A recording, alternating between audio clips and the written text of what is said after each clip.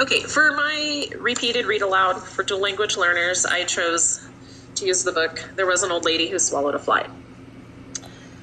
It's a silly story about an old lady who starts swallowing small animals, and then she moves into swallowing bigger animals to eat the previously swallowed animals. And she gets to the point where her tummy is absolutely full and they just all come flying out of her mouth. The words that we will focus on are fly, spider, bird, cat, dog, goat, and cow. One of the repeated phrases that we will start out with is the phrase, she won't say why. On day 1, this is the activity that we will have, which is a first, second, third, fourth, fifth. So as we read this story, the kids will be able to cut these out and put them in the order of what she ate first, second, third, fourth, and fifth. We will also have animal cards similar to these that the children will be able to hold up to show which animal is coming up in each of the sections of the book. One of the questions that I will be asking the children is to think about what else the old lady might like to eat and express to them that there is no wrong or right answer, as it is an open-ended question. So on day 2, we will introduce the Klamath language words for some of the animals that have been translated. I currently work in a tribal center, so I felt using the Klamath language would be the best. So for cat, it is pusis. For horse, it's watch. For dog, it's watchak. And bird is chakas. So those will be the words that we will use in reading the story. We'll practice saying the words both in English and Klamath. We will do a repeat after me. I will say the word. I will have the children repeat it. And then I will encourage the children to sit down and talk together about the old lady and the things that she likes to eat. And then this will be the activity that we will be doing. So they will be able to color the old lady, color the animals. We will cut them out and they will paste them in order here, and then we will support them in folding it accordion style.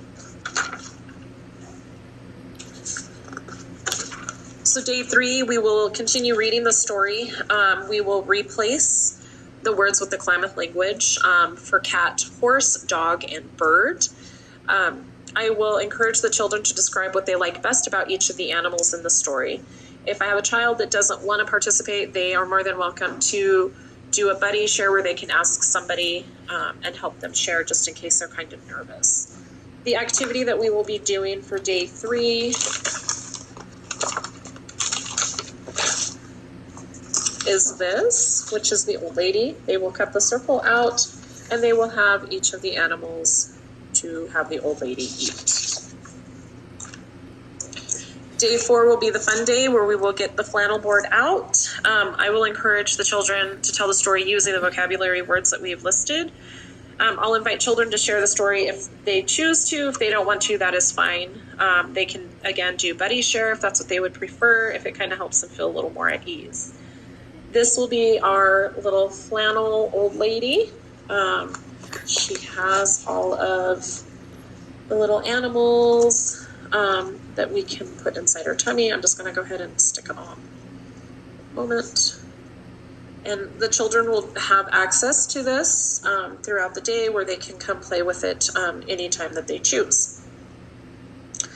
Again, we'll talk about what her tummy might feel like being extra full. I'll ask them to share about a time that their stomach was full and how that made them feel. And then on day 5, children will work together and practice vocabulary words. They'll retell the story without using a book. We'll ask children what was their favorite part of the activity, what was the favorite part of their book. We'll change, as we read it, we'll change the words from the animals to objects. An example could be instead of when she swallowed a fly, she swallowed an airplane. So we'll have the kids look for an airplane. All of these items will be easily accessible in the classroom. This will be the last activity. And what they can do here is they're going to start with the old lady and they're going to go down here because she's going to swallow a fly first. And then she's going to go to the bird. So it just gives them a sequence. to follow, and they will be able to color these if they choose.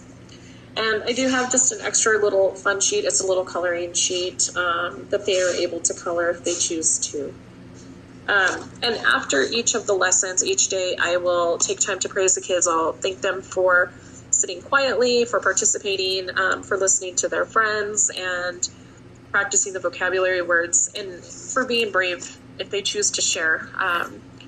So that is my repeated read aloud. Thank you.